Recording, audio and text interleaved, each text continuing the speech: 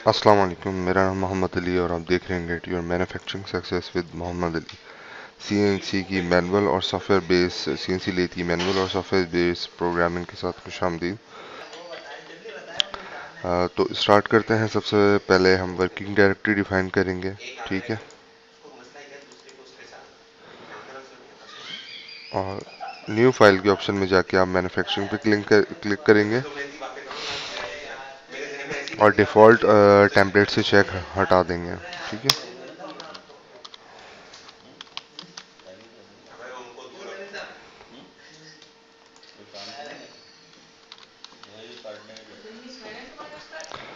यहाँ से मैंने यूनिट डिफाइन की है। इस तरीके से हम मैन्युफैक्चरिंग एनवायरनमेंट के अंदर आ गए हैं। जो लोग ऑलरेडी मिलिंग के ऊपर प्रोग्रामिंग करते हैं वो इस एनवायरनमेंट से फेमिलियर है। ठीक है। First of all we add our targeted part in this environment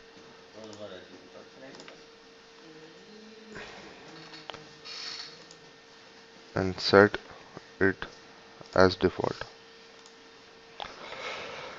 ठीक है।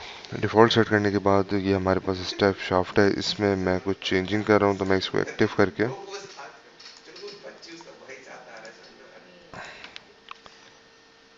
ठीक है, ये मेरा एक्चुअल साइज़ है इस ड्राइंग के अकॉर्डिंग, जिसमें फेस टू फेस जो डिस्टेंस है वो 25 है और डायमीटर जो है वो 5 mm इंक्रीज हो रहा है 20, 25 और 30।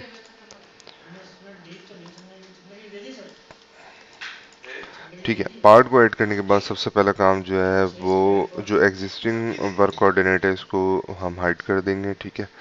और इस चीज़ को मेक श्योर करना है कि आपके जो पार्ट है उसके डेटम जो है असम्बली की जो डेटम है वो उसके सेंटर में है। अगर नहीं है तो आप इन प्लेन को हाइड करेंगे और दोबारा नए डेटम बनाएंगे। ठीक है। पार्ट को ऐड करने के बाद हमारा जो सेकंड स्टेप है उसमें हमने एक नया कोऑर्डिनेट बनाना है जिसको हम as a machining coordinate use करेंगे। ठीक है। तो मैं इस फेस को ले रहा हूँ। ठीक है। इस फेस को प्लस ये सेंटर डेटम और ये सेंटर डेटम। ठीक है। तो इस वक्त अगर हम देखें तो हमारे पास फेस टू फेस वाली जो डायरेक्शन है वो एक्स की आ रही है और डायमीटर वाली डायरेक्शन जो है जेड की आ रही है। तो हमने एक्चुअल में एक्स की डायरेक्शन की जगह जेड एक्सिस को लेकर आना है। ठीक है। तो मैं एक्स की जगह जेड एक्सिस को यहाँ से सेलेक्ट कर लेता हूँ। ठीक है। ओके कर दो। और ये जो नया कोऑर्डिनेट मैंने बनाया इसको एम सी एस का नाम दे देता है। इसी स्टेप के बाद हमने वर्क पीस बनाना है। वर्क पीस का मतलब ये है कि आपके पास जो रॉ मटेरियल है उसके साइजेस क्या है। ठीक है। यानी ये तो फाइनल शेप है, यानी मशीनिंग होने के बाद जो है वो इस तरह की स्टेप शाफ्ट बनेगी। इससे पहले जो रॉ मटेरियल है उसका डायमीटर क्या है और वो कितनी लेंथ में अवेलेबल है। ठीक है। तो वर्क पीस बनाने के यहाँ पे 4 डिफरेंट मेथड हैं। तो मैं वर्क पीस को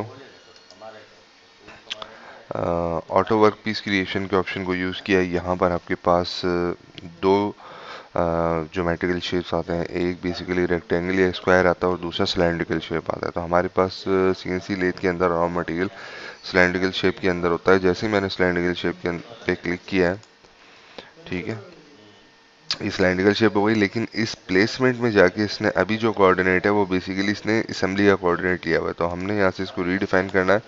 मैं ये एम सी एस डिफाइन कर देता हूँ। ठीक है। अच्छा, अब अगर आप गौर करें तो यहाँ पर ये एक डायमीटर की डायमेंशन आ रही है, यानी मैक्सिमम जो इसका डायमीटर है वर्क पीस बनाते हुए सॉफ्टवेयर ने उसको वो पिक किया है। दूसरा इसकी लेंथ को पिक कर लिया। ठीक है। अच्छा, इसके बाद अगर यहाँ से आप टोटल डायमीटर, अगर हम मिसाल के तौर पर आपके पास वर्क पीस बड़ा है, लेट्स सपोज 35 डायमीटर का, तो आप यहाँ से जाके डायरेक्ट वैल्यू बढ़ा सकते हैं। ठीक है। तो फिलहाल मैं इसको 30 सपोज कर रहा हूँ और लेंथ जो है ये भी आप यहाँ से चेंज कर सकते हैं।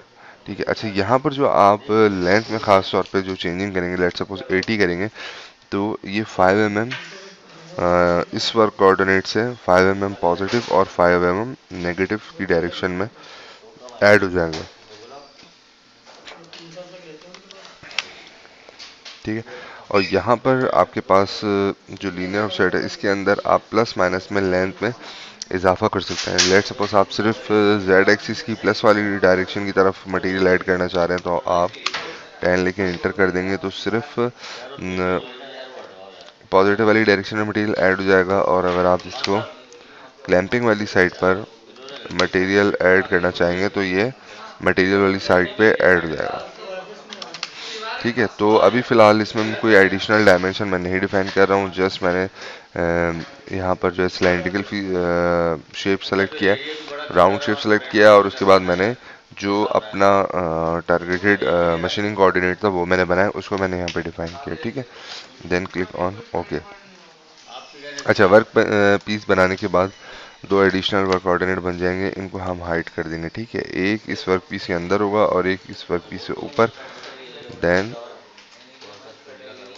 Click on save status. इससे होगा ये कि जब भी मैं ये मैन्युफैक्चरिंग फाइल ओपन करूंगा तो जो भी चीज़ें, जो भी फीचर्स हाइड हुए हैं वो हाइड हुए भी ही नज़र आएंगे।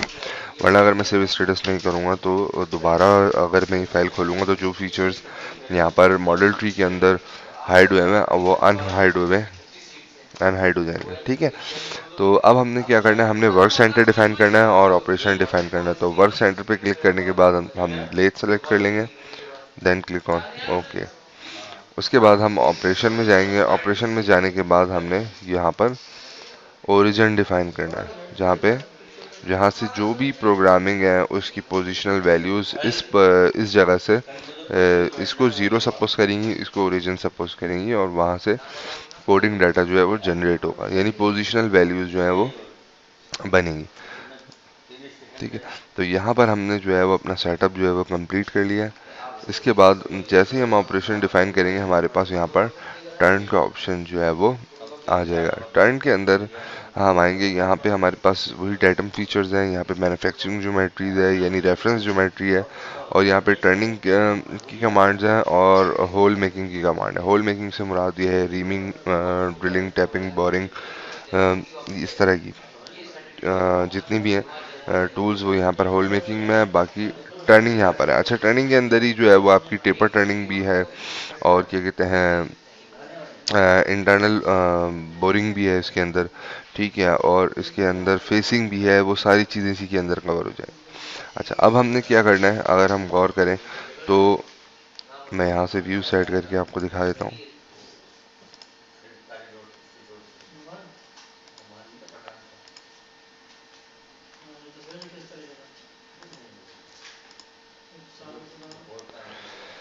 ठीक है, तो एक्चुअल में देखें तो ये हमारी टारगेटेड ज्योमेट्री है पार्ट की, और ये फीचर जो है ये हमारा सारा रफिंग का मटेरियल है। ठीक है, तो अब हमने क्या करना है, सबसे पहले इसका रफिंग ऑपरेशन बनाना है।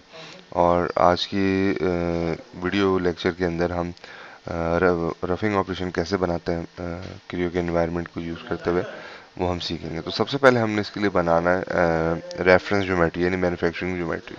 तो ये जो टर्न प्रोफाइल का ऑप्शन है इसको आप देखते हैं।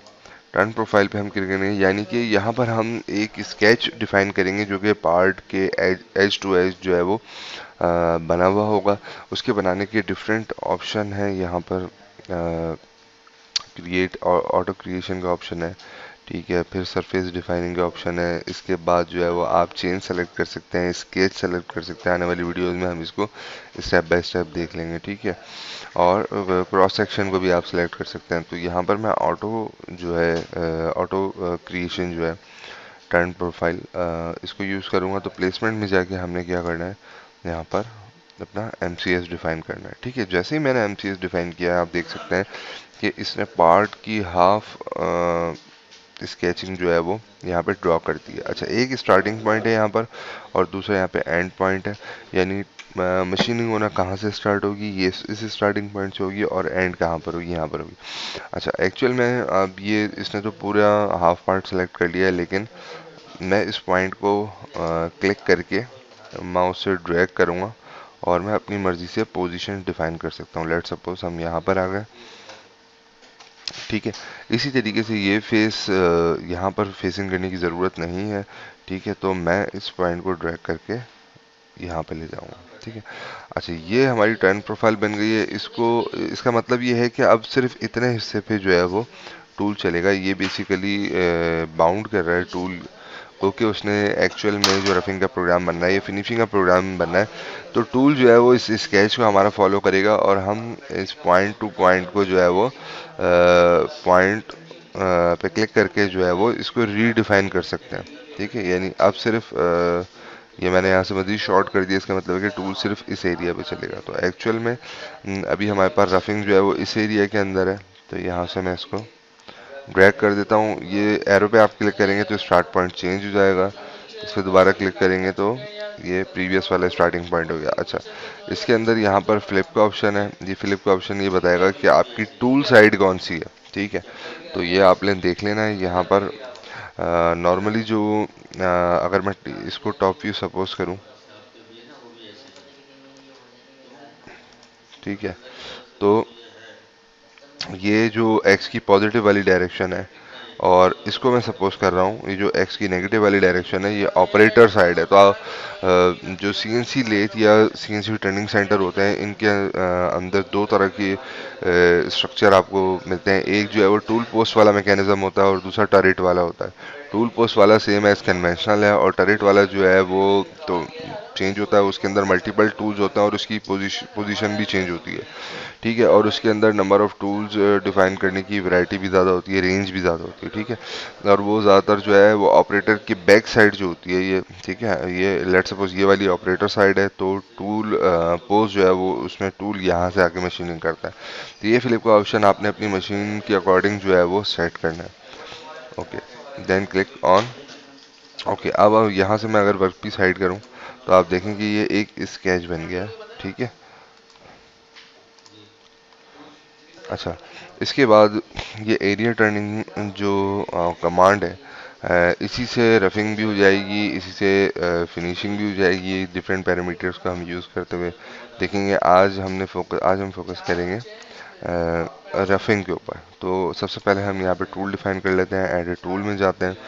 यहाँ पर जो है वो मल्टीटास्क में आपके पास और टर्निंग के अंदर टूल की टाइप आ रही है। यहाँ से आप ये यूनिट सेलेक्ट कर सकते हैं और यहाँ से लेफ्ट हैंड या राइट हैंड सेलेक्ट कर सकते हैं। ठीक है, तो मैं यहाँ पे लेफ्ट हैंड रहने देता हूँ और इस टूल ये जो पैरामीटर्स आ रहे हैं इसको एज इट इज़ रहने देता हूँ। आपने जिस कंपनी का भी टूल होल्डर यूज़ कर रहे हैं, आपने उसकी स्पेसिफिकेशन यहाँ पे डालनी है, इंसर्ट की स्पेसिफिकेशन डालनी है, एंड में कितना डायमीटर बन रहा है। मैं फ़िलहाल इसको ज़ीरो सपोज कर रहा हूँ। ठीक है, ज़ीरो का मतलब ये है कि बिल्कुल शार्प। एक्चुअल में ऐसा नहीं होगा, कोई ना कोई रेडियस होगा यहाँ पर, लेकिन सिर्फ समझाने के लिए। ठीक है, तो ये होल्डर की जो स्पेसिफिकेशन है, जिस कंपनी का आप यूज़ कर रहे हैं, वो आपने यहाँ पे पुट करनी है। और यहाँ पर मैं कह देता हूँ इसको लेफ्ट हैंड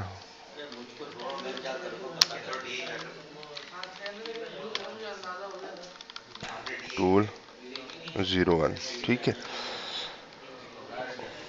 और अप्लाई पे क्लिक कर देंगे।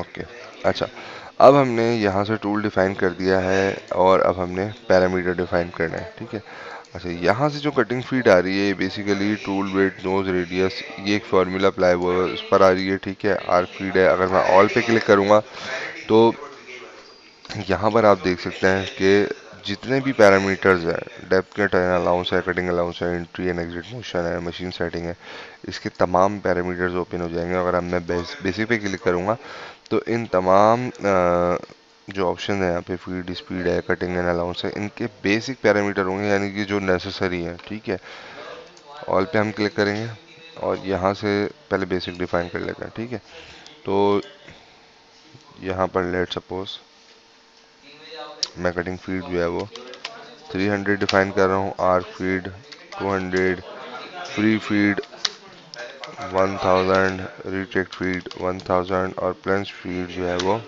Let suppose 10। ठीक है, अच्छा, ये जो दो फीड हैं ये बेसिकली G00 की कमांड के साथ जो है वो पोस्ट होंगी। जब हम प्रोग्राम पोस्ट करेंगे तो ये 1000 की फीड जो है G00 के साथ आएगा। और G00 जो है वो नॉन कटिंग मूव्स के लिए यूज़ होता है, जहाँ पर आप रैपिडली ट्रैवल कराना चाह रहे होते हैं स्लाइड्स को, ताकि आपका टाइम सेव हो। और ये जो कटिंग फीड और आर्क फीड है ये बेसिकली कटिंग मूव्स के अंदर आता है, यानी G01 और G02 या G03 के साथ आएगा। कमिंग वीडियोस के अंदर मैं डिटेल में इसको एक्सप्लेन करूंगा जब हम मैनुअल प्रोग्राम, इसी शाफ्ट का मैनुअल प्रोग्राम देखेंगे। ठीक है, तो स्टेप डेप्थ है कि हमने जो ये एडिशनल मटेरियल है इसको कितने स्टेप्स में कट ऑफ करना है, तो मैं कह देता हूँ 0.5 के स्टेप्स में इसको कट ऑफ करना है। अच्छा, प्रोफाइल स्टॉक अलाउंस है प्लस जेड स्टॉक अलाउंस है। प्रोफाइल स्टॉक अलाउंस का मतलब है कि सिलेंड्रिकल प्रोफाइल के ऊपर आप रफिंग करने के बाद कितना स्टॉक छोड़ना चाह रहे हैं जो कि फिनिशिंग में कट ऑफ हो। ठीक है, इसी तरीके से जेड स्टॉक अलाउंस के अंदर आप फेसेस के ऊपर, लेट सपोज ये फेस है, ठीक है, और ये फेस है, इस पे आप कितना मटेरियल जो है वो स्टॉक छोड़ना चाह रहे हैं जिसको आप फिनिशिंग में कवर करें। ठीक है, तो फिलहाल मैं यहाँ से इसको 0.1 कर देता हूँ और जेड को भी 0.1 कर देता हूँ। ठीक है, अच्छा, इसके बाद स्कैन टाइप रफ ओनली। ठीक है, इसको मैं रफ ओनली रहने देता हूँ और स्पेंडल स्पीड जो हम रख देते हैं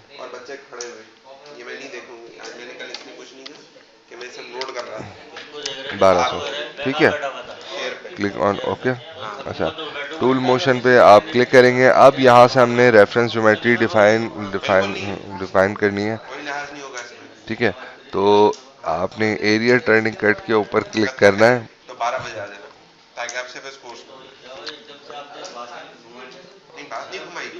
टर्न प्रोफाइल, अब यहाँ पे हमने टर्न प्रोफाइल को ऐड करना है।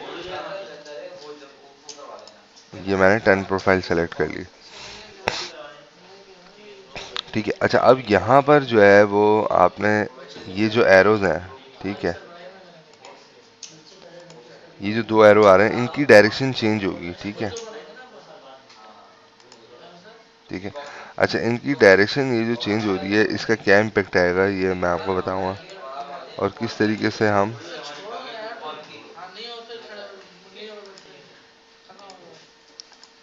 पोजीशन डिफाइन कटिंग जो हमारे स्टेप्स हैं उसको डिफाइन करने के लिए एरो का क्या रोल है ये मैं आने वाली वीडियो में बताऊंगा। ठीक है, तो अभी फ़िलहाल हमने इसको दोनों को अपर डायरेक्शन की तरफ यानी एक्स एक्सिस वाली डायरेक्शन की तरफ रखा हुआ है, सिलेंड्रिकल शेप वाली डायरेक्शन की तरफ रख दिया।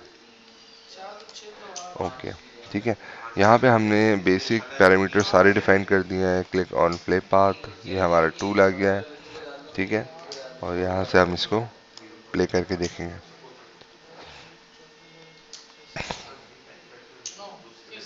ये रिट्रैक्ट कर रहा है, ठीक है, वापस आ रहा है। अब ये दोबारा इसने सेकंड स्लाइस कट ऑफ किया है और ये अगेन रिट्रैक्ट कर रहा है, यानी ये G01 के साथ कटिंग हो रही है और ये G00 के साथ वापस जो है रिवर्स ट्रैवलिंग हो रही है।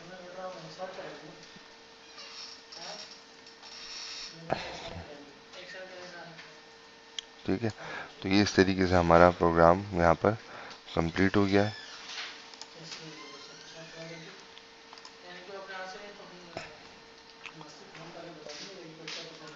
इसको सिमुलेट करके भी देख सकते हैं।